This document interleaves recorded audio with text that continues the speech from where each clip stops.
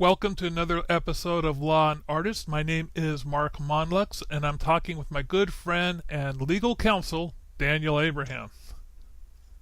I'm Daniel Abraham. I am longtime friend and colleague of Mark Monlux, and it is my pleasure always to discuss legal issues with him. Now, today we're going to be continuing our discussion about the Berne Convention, but first, a disclaimer.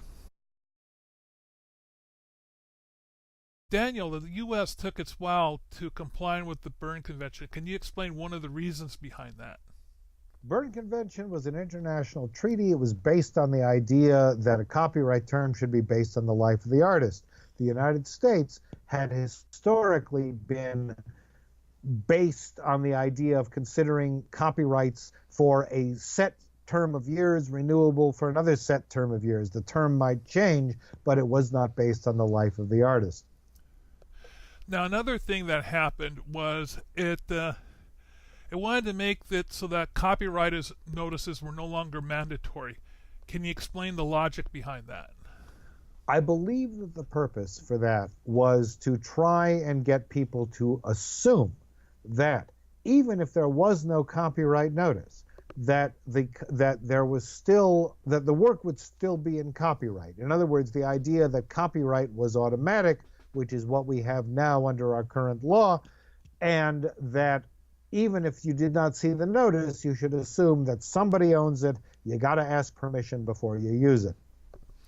Now, the last thing was moral rights. Can you explain what moral rights are and how they're applied?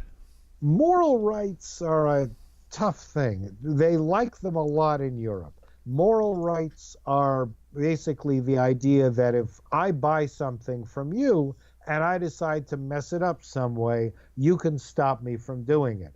Here in America, we don't have much in the way of moral rights. The best you can do is take your name off of the work.